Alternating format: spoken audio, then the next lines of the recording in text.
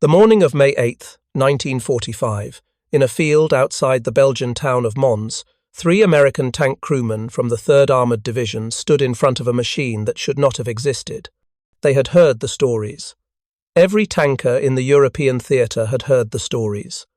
The German Tiger tanks were supposed to be the most fearsome armoured vehicles ever built, mechanical monsters that could destroy a Sherman from 2,000 yards away, while American shells bounced harmlessly off their thick armour. But this was not a Tiger. This was something else entirely. The tank before them was massive, larger than any armoured vehicle they had ever seen. Its hull alone was longer than their Sherman by more than 3 feet. The turret, angular and imposing, looked like it had been carved from a single block of steel. The gun barrel extended forward like the arm of a crane, impossibly long, impossibly thick. This was a Panzerkampfwagen Tiger Ausführung B, what the Germans called the Königstiger. The Allies called it the Tiger II, or sometimes the King Tiger. The 3 Americans, Staff Sergeant Robert Early, Corporal James Mitchell, and Private First Class Tom Henderson, had been ordered to examine the abandoned tank and determine if it could be moved to a collection point for technical intelligence evaluation. They approached carefully, even though the war in Europe had ended the previous day.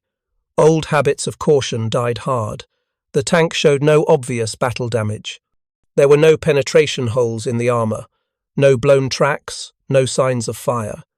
It simply sat there, silent and massive, its engine cold.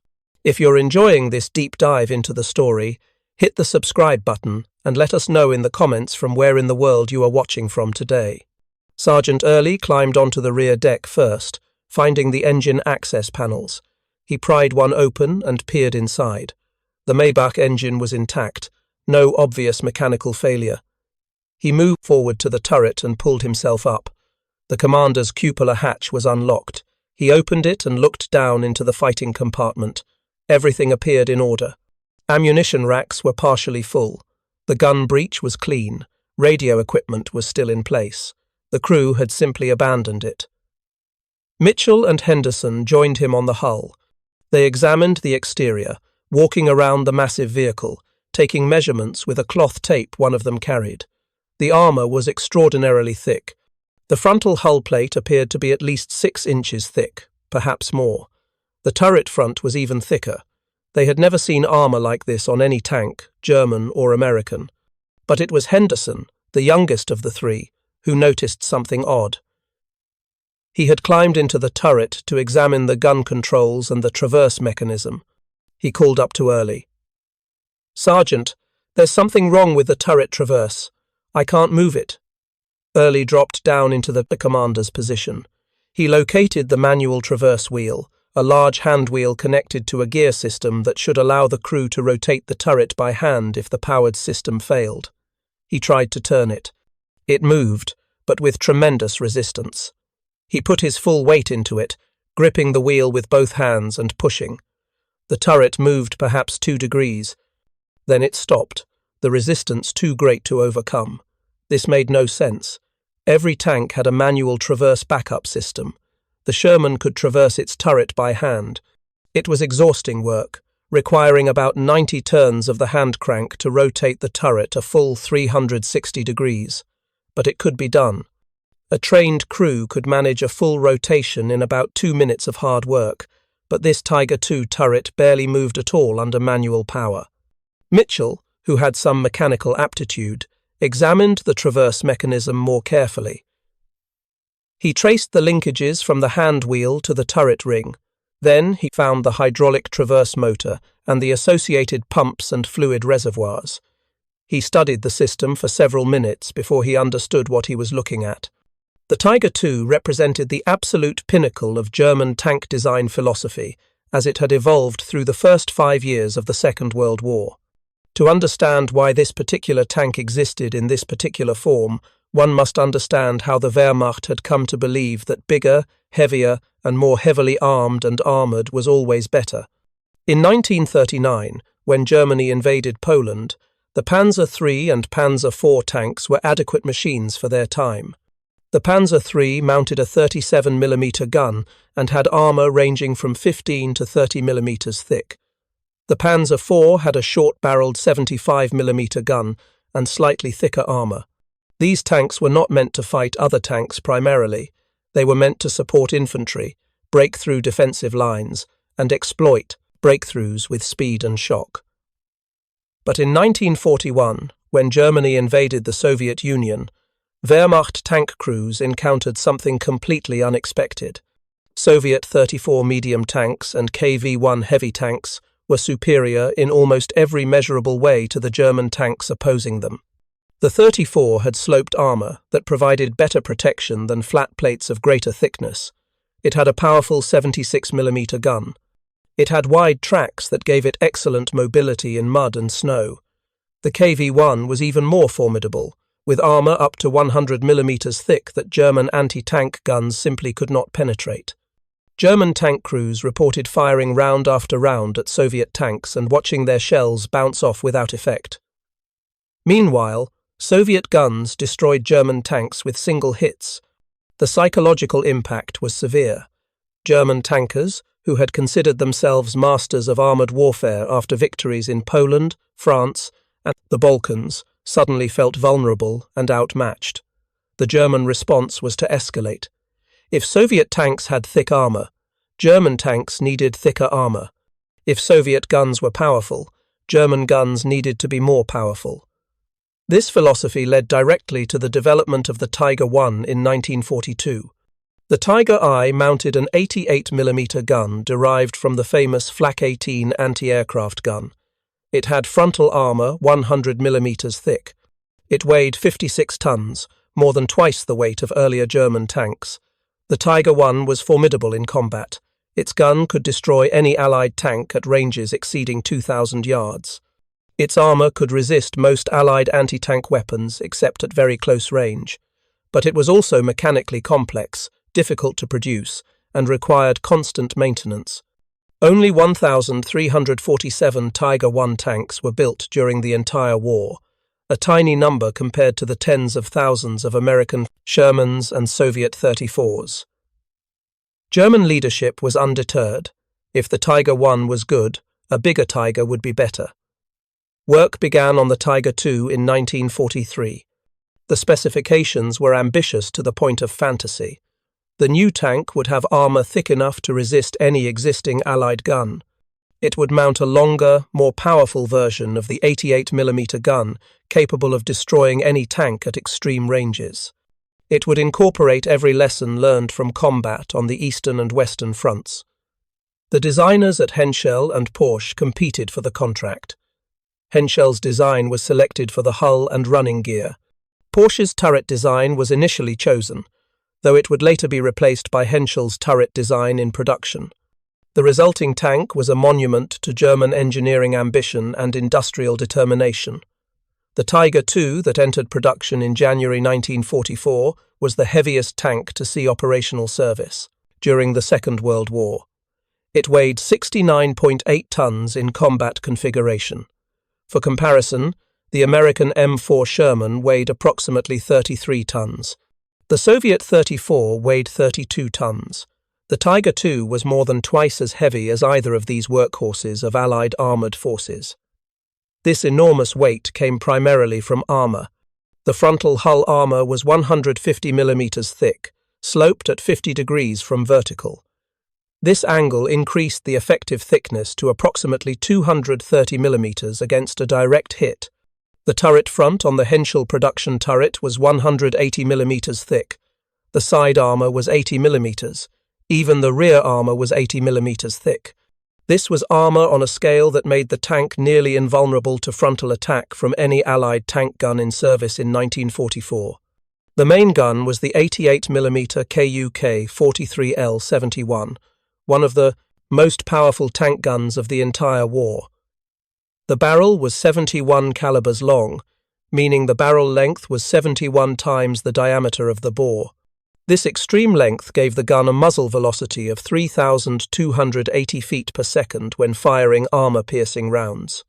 At 2,000 yards, the gun could penetrate 132 millimeters of vertical armour plate. No Allied tank could survive a direct hit from this weapon at any combat range. The optics were superb. German optical engineering was the finest in the world. The gunner had a binocular telescopic sight with magnification that allowed precise aiming at extreme distances. The commander had a rotating cupola with vision blocks that provided excellent situational awareness. The gun itself had a hydraulic stabilization system that, while not allowing accurate firing while moving, did help in rapidly acquiring targets after the tank stopped. Inside, the Tiger II was relatively spacious by tank standards. The crew of 5 had defined roles. The commander stood in the turret cupola, directing the crew and maintaining awareness of the tactical situation. The gunner sat to the left of the gun, operating the main weapon through electric and hydraulic controls. The loader stood to the right of the gun, handling the two-piece ammunition. In the hull, the driver sat on the left with the radio operator and hull machine gunner on the right. The engine was a Maybach HL 230P30, a V12 gasoline engine producing 690 horsepower. This sounds impressive until one considers that this engine had to move nearly 70 tons. The power-to-weight ratio was less than 10 horsepower per ton, compared to nearly 16 horsepower per ton for the Sherman. The Tiger II was not a fast tank. Its maximum speed on roads was 25 miles per hour under ideal conditions. Cross-country speed was considerably less, often below 10 miles per hour on rough terrain. But speed was not the point. The Tiger II was designed to engage enemy tanks at extreme ranges, destroying them before they could get close enough to threaten the Tiger. In theory, a well-positioned Tiger II was nearly invincible. Its armor could resist enemy fire. Its gun could destroy enemy tanks at ranges where they could not effectively fight back. German tank doctrine called for Tigers to be used as mobile strongpoints, anchoring defensive positions or supporting attacks by destroying enemy armor from range. The turret traverse system was electric and hydraulic. A generator driven by the main engine produced electrical power that ran hydraulic pumps. These pumps pressurized hydraulic fluid that operated the turret traverse motor. Under power, the turret could rotate 360 degrees in approximately 19 seconds, reasonably fast for such a massive turret.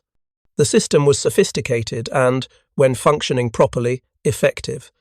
There was a manual backup system, as there was on all tanks. A hand wheel connected through reduction gears to the turret ring allowed the crew to traverse the turret manually if the powered system failed.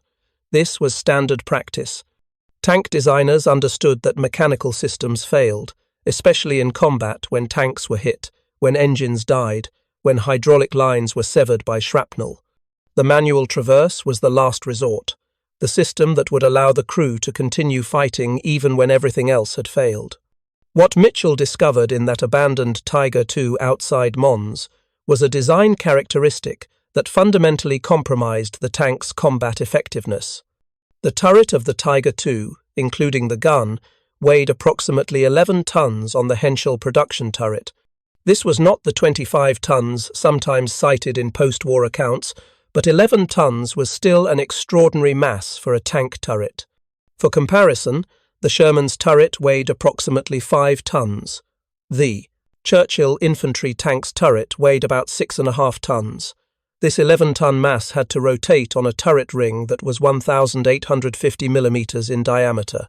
The turret ring was the circular opening in the hull roof where the turret sat. It included a ball-bearing race that allowed the turret to rotate smoothly. German engineers had manufactured this ring to very tight tolerances with high-quality bearings. Under powered traverse, with hydraulic pressure driving the traverse motor, the system worked adequately. But the manual traverse system was connected to this same turret ring through a reduction gear system. The hand wheel in the turret was connected through multiple gear reductions to provide mechanical advantage. In theory, this should have allowed the crew to traverse the turret by hand, though slowly and with considerable effort. The gear ratio on the Tiger II's manual traverse was approximately 720 to 1.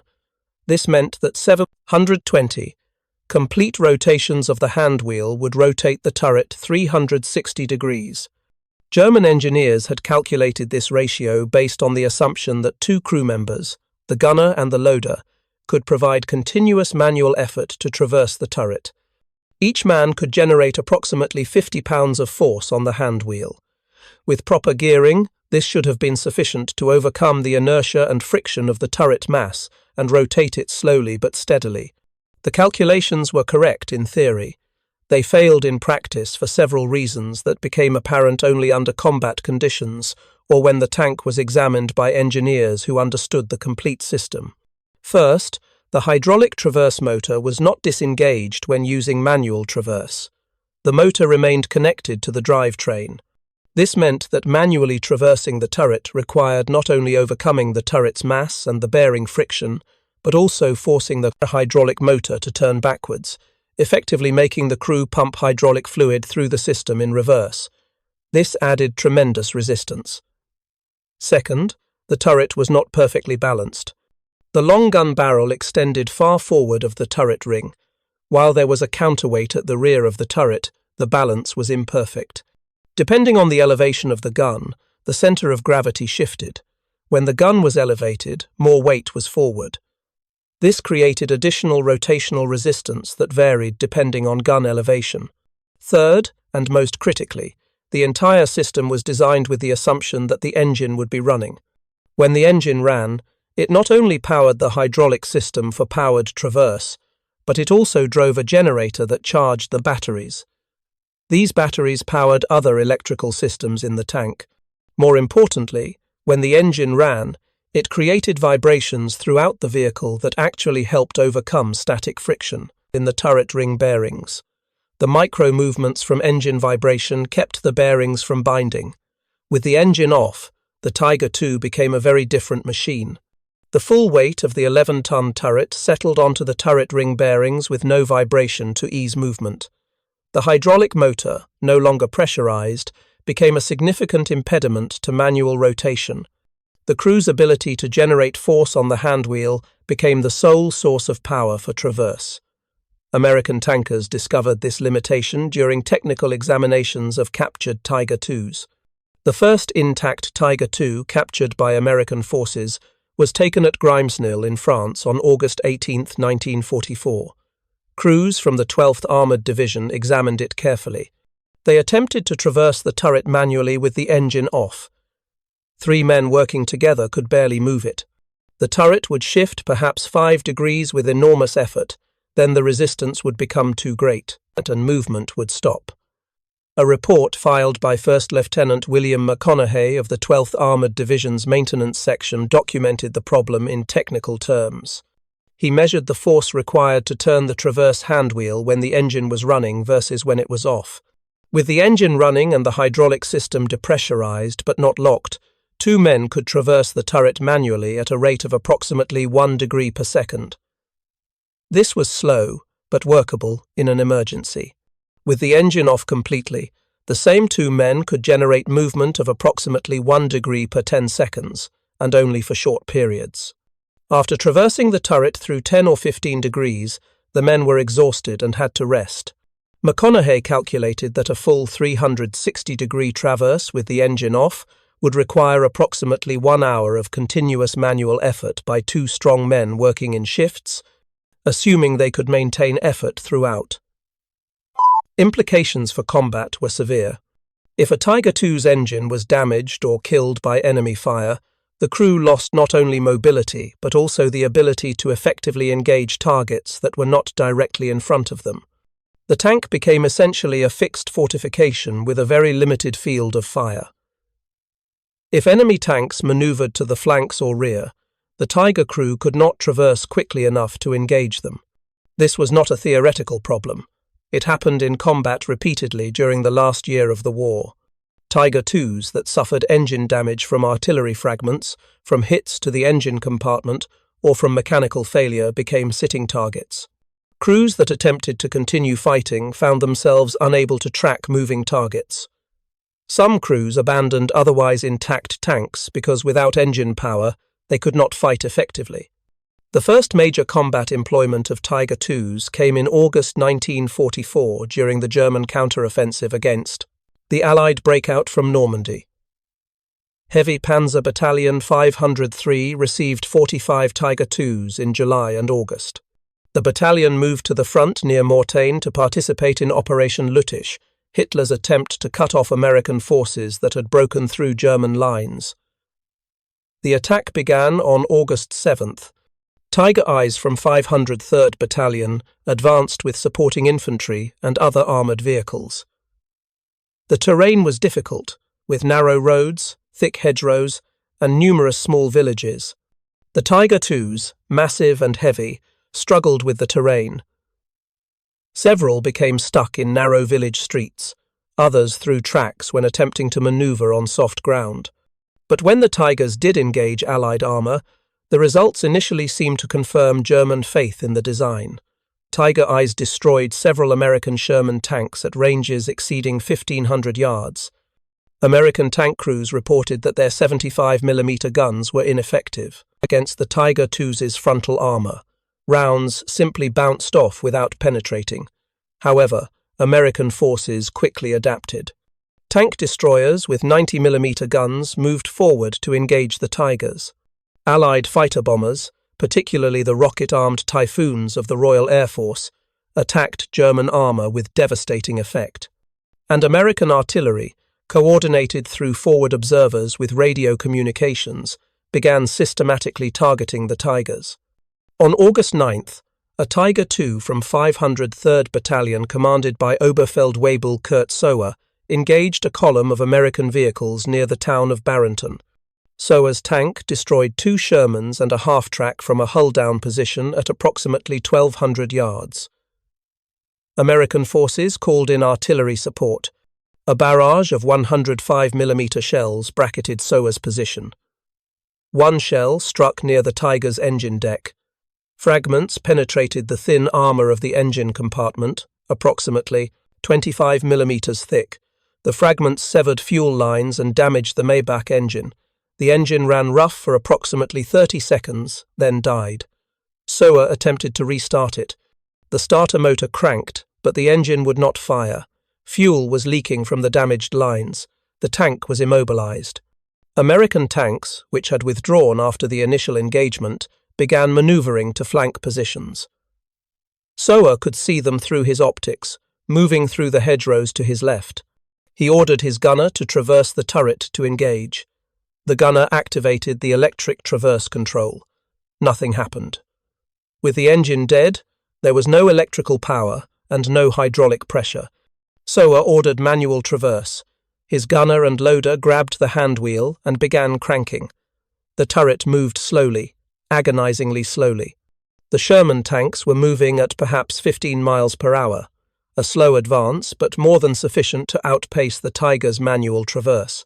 By the time Sower's crew had traversed the turret 30 degrees, the Shermans had moved out of the arc of fire and were approaching from a sharper angle. Sower made the decision to abandon the tank. He knew that within minutes, the Shermans would reach a position where they could fire into the Tiger's thinner side armour, approximately 80mm thick. At close range, even the Sherman's 75mm gun could penetrate 80mm. His crew could not traverse fast enough to engage. They evacuated the tank and withdrew on foot. If you find this story engaging, please take a moment to subscribe and enable notifications. It helps us continue producing in-depth content like this. Similar incidents occurred throughout the Normandy campaign.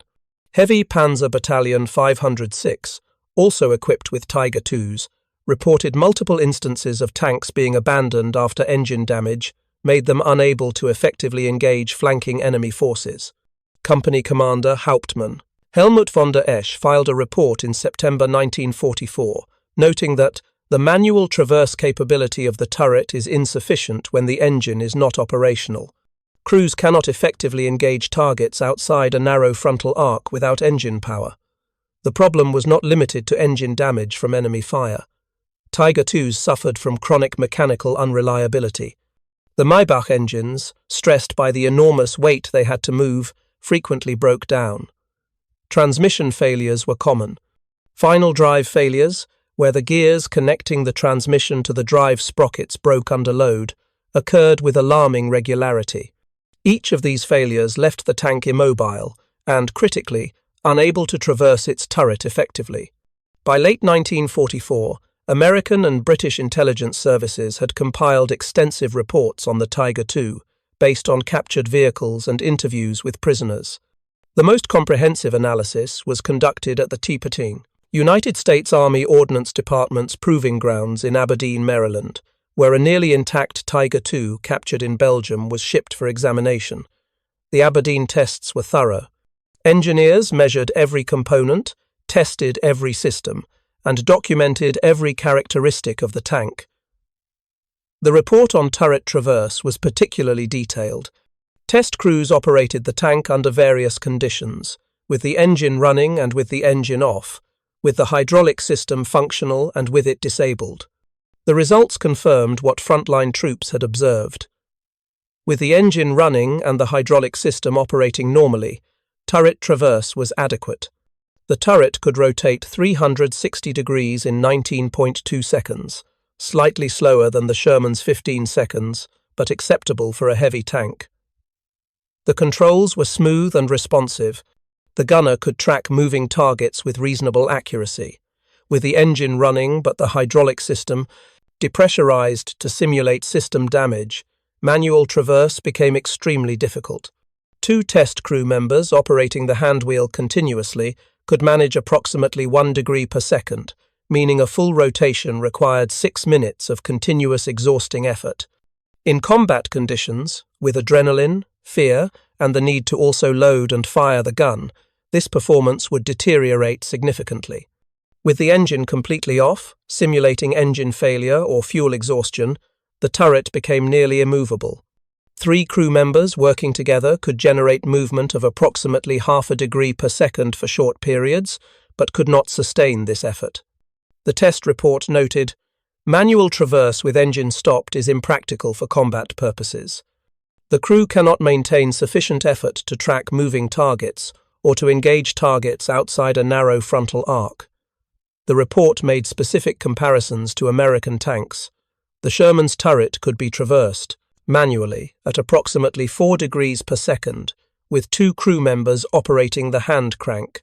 A full 360-degree rotation took approximately 90 seconds of hard work, but it was achievable, and crews trained regularly on manual traverse procedures. The Sherman's hydraulic system could be disengaged completely, removing it from the drivetrain when using manual traverse, eliminating the resistance problem that plagued the Tiger II. British reports on captured Tiger IIs reached similar conclusions. A Royal Armoured Corps technical memorandum from December 1944 stated, "The enemy Tiger II heavy tank exhibits a critical vulnerability in that turret traverse is dependent on engine operation. Crews of disabled Tiger IIs cannot effectively engage targets requiring traverse of more than 20 to 30 degrees. Flanking maneuvers are therefore highly effective against this vehicle if its engine can be disabled." These conclusions were distributed to Allied tank crews through training bulletins and tactical guidance. Tank commanders were instructed that if facing a Tiger II, the priority was to disable its mobility through track damage or engine hits, then maneuver to flanks or rear, where armor was thinner and where the Tiger's inability to traverse would prevent effective response. This became standard doctrine for engaging German heavy tanks in the final year of the war. German crews were aware of the problem. Training manuals for Tiger II crews included warnings about the limited manual traverse capability and instructions to maintain engine operation at all times when in combat or potential combat situations. Crews were told to idle the engine rather than shutting it down, even when in stationary defensive positions. This kept the hydraulic system pressurized and the electrical systems charged, ensuring the turret could traverse under power. But in the chaos of combat, these procedures often could not be followed. Artillery fire could kill an engine instantly. A lucky shot to the engine compartment could sever fuel lines or damage cooling systems. Mechanical failures happened regardless of crew care and maintenance. When the engine stopped, for whatever reason, the Tiger II's combat effectiveness dropped dramatically.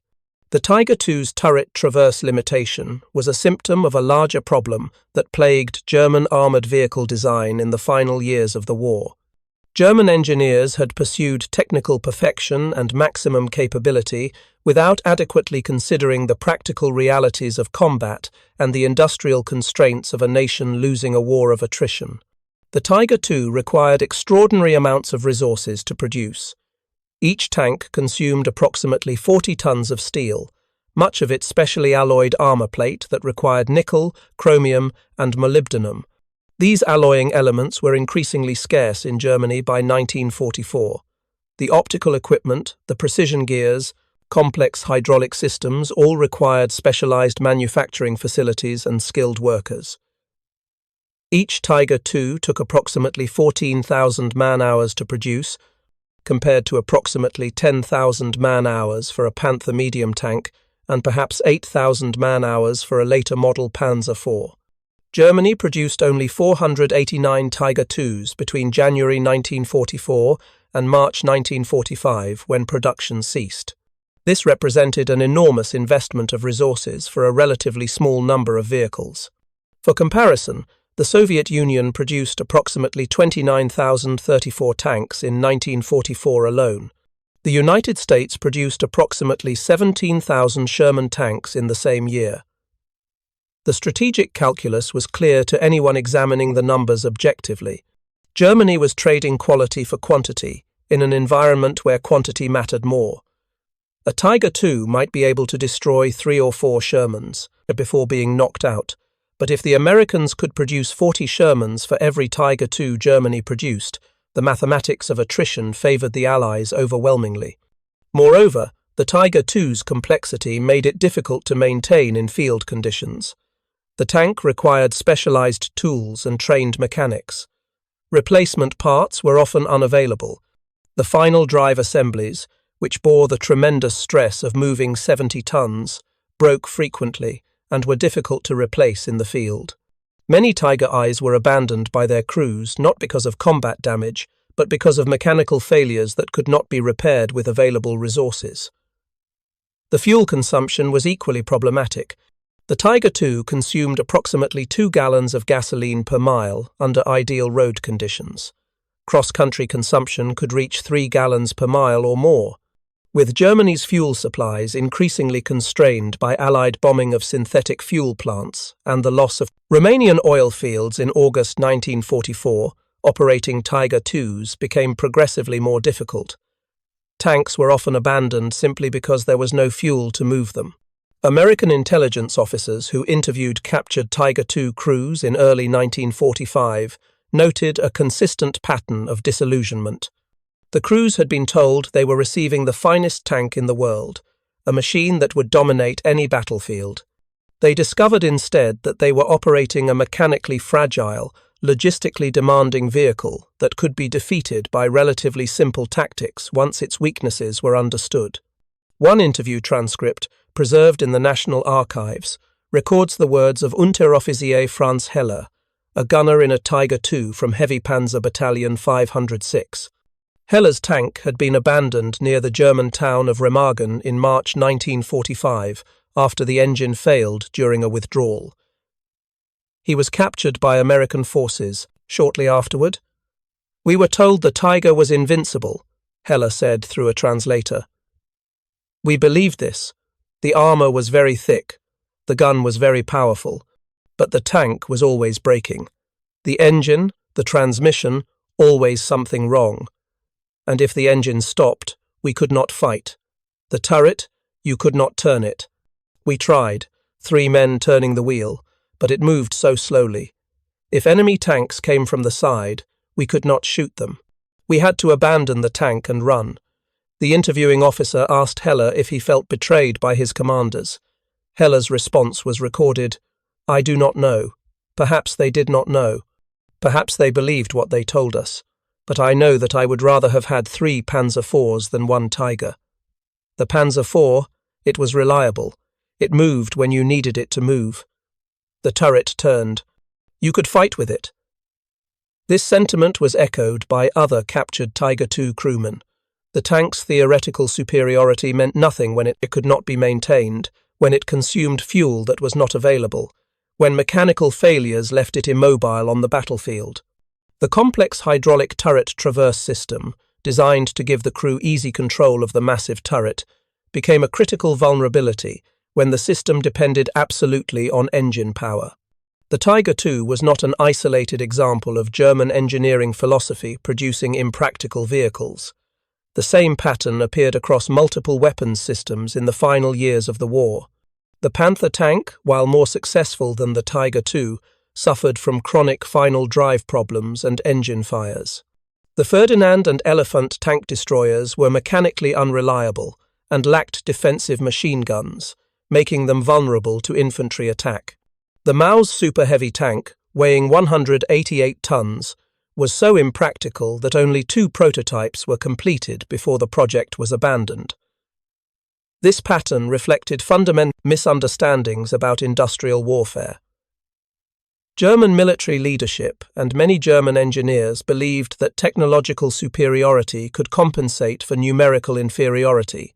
They designed weapons that were theoretically superior to anything the Allies produced.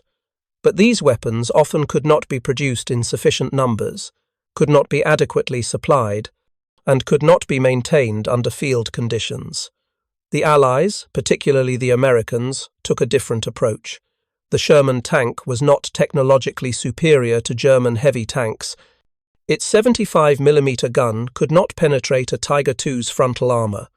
Its own armor was vulnerable to German tank guns at most combat ranges. But the Sherman was reliable, easy to maintain, simple to operate, and produced in overwhelming numbers. More importantly, it was designed as part of a complete system that included logistics, maintenance, crew training, and tactical doctrine. American tank doctrine emphasized combined arms operations. Shermans operated with infantry support, artillery support, air support, and tank destroyer support. When a Sherman encountered a Tiger II, the response was not to engage in a one-on-one duel. The response was to call in artillery, to maneuver for flanking shots, to bring up tank destroyers with more powerful guns, to coordinate with other Shermans to attack from multiple directions simultaneously. The system compensated for individual vehicle limitations. German doctrine, by contrast, increasingly relied on the theoretical superiority of individual weapons systems. Tigers were expected to dominate through their own capabilities. When those capabilities proved insufficient, or when the weapons failed mechanically, there was often no backup system, no alternative approach. Crews trained on Tigers had limited experience with combined arms coordination because the doctrine assumed Tigers would not need such support. The Tiger II's turret traverse problem exemplified this philosophical difference. German engineers had created a sophisticated hydraulic system that worked well under ideal conditions. But they had not adequately considered what would happen when conditions were not ideal, when the engine was damaged, when hydraulic lines were severed, when the electrical system failed. The manual backup system was inadequate, apparently designed more to satisfy a requirement on paper than to provide genuine combat capability. American engineers, by contrast, designed the Sherman's turret traverse with the assumption that systems would fail. The hydraulic traverse could be completely disengaged from the manual system. The gear ratios for manual traverse were calculated to allow effective operation by 2 crew members without requiring superhuman effort. The system was redundant, practical, and designed for the messy reality of combat rather than for theoretical perfection. This difference in design philosophy extended beyond turret, traverse to every aspect of tank design. The Sherman's engine was a commercially available design, either the Continental radial gasoline engine or the General Motors diesel, both proven in commercial use before the war. Parts were readily available. Mechanics were familiar with the engines from civilian experience. The Tiger II's Maybach engine was a specialized design, requiring specialized parts and specialized maintenance knowledge. The Sherman's transmission was a synchromesh design adapted from heavy truck transmissions. It was reliable and relatively easy to repair. The Tiger II's Maybach transmission was a complex, specialized design that required precise tolerances and frequent maintenance. The Sherman's tracks lasted approximately 2,500 miles under normal conditions. The Tiger II's tracks lasted perhaps 1,000 miles before requiring replacement, and replacement tracks were often unavailable. In every comparison, the pattern repeated. The German design was theoretically superior but practically problematic. The American design was practically effective even if theoretically less impressive. And in a war of attrition, practical effectiveness mattered far more than theoretical capability. By the spring of 1945, when the war in Europe entered its final weeks, the strategic failure of German armoured vehicle philosophy was undeniable. Germany had produced approximately 47,000 tanks and assault guns of all types during the entire war. The Soviet Union had produced over 100,000 tanks. The United States had produced approximately 88,000 tanks and tank destroyers. Britain had produced approximately 28,000 tanks. The combined Allied production was more than 5 times German production. Those 3 American tankers standing in front of the abandoned Tiger II outside Mons in May 1945 had discovered something more significant than a mechanical limitation.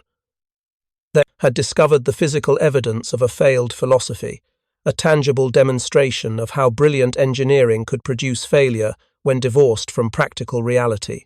The Tiger II represented the endpoint of a design philosophy that valued individual perfection over systemic effectiveness. Every component was engineered to the highest possible standard.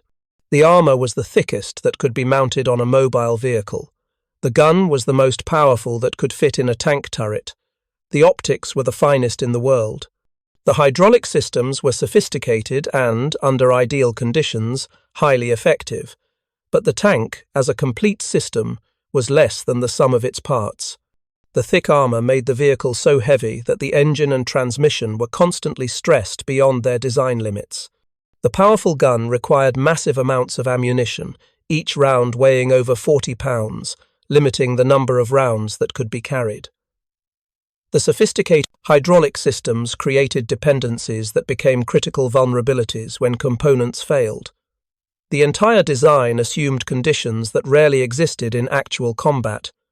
When Sergeant Early and his crew tried to manually traverse that turret and found they could barely move it, they understood something that German engineers had apparently not fully considered.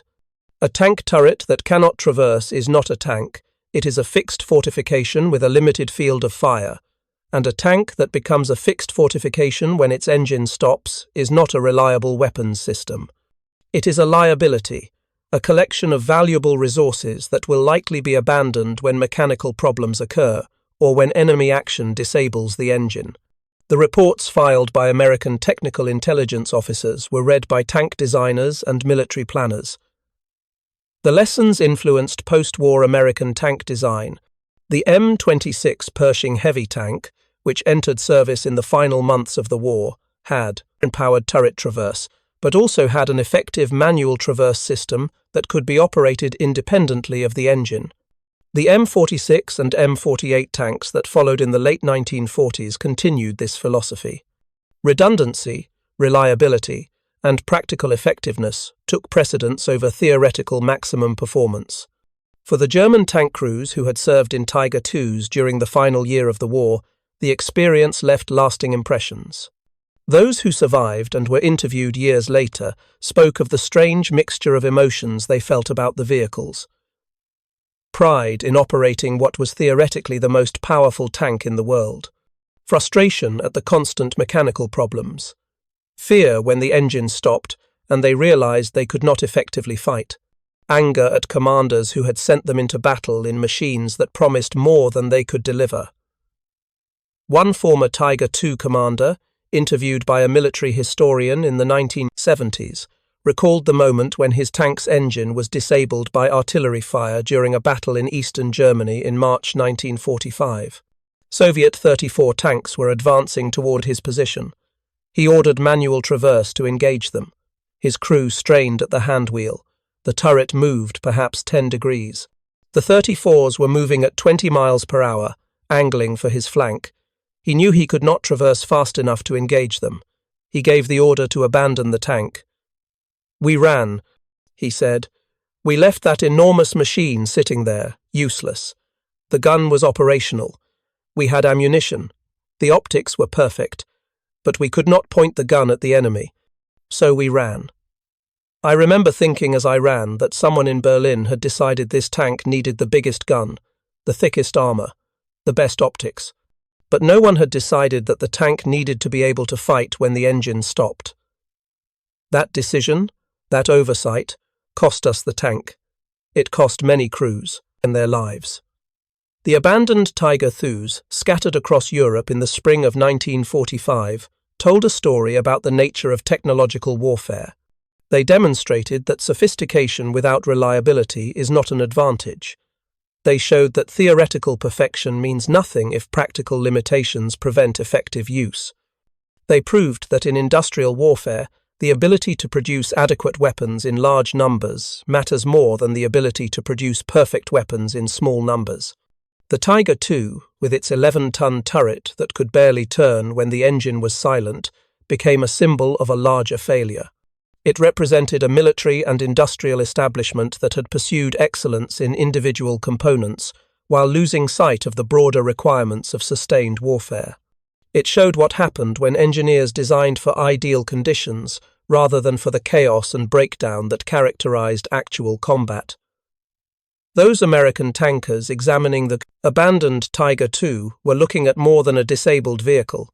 They were looking at the physical manifestation of a strategic miscalculation, a tangible example of how a nation could pour enormous resources into weapons systems that ultimately failed not because the engineering was poor, but because the engineering solved the wrong problems. The Tiger II was a magnificent machine in many ways, but it was a magnificent machine that could not turn its turret when its engine stopped. And that single limitation, that one dependency on engine power for a system that needed to function independently, made all the magnificence irrelevant. The tank that was supposed to dominate every battlefield became instead a cautionary tale about the difference between theoretical superiority and practical effectiveness. Thank you for watching. For more detailed historical breakdowns, check out the other videos on your screen now, and don't forget to subscribe.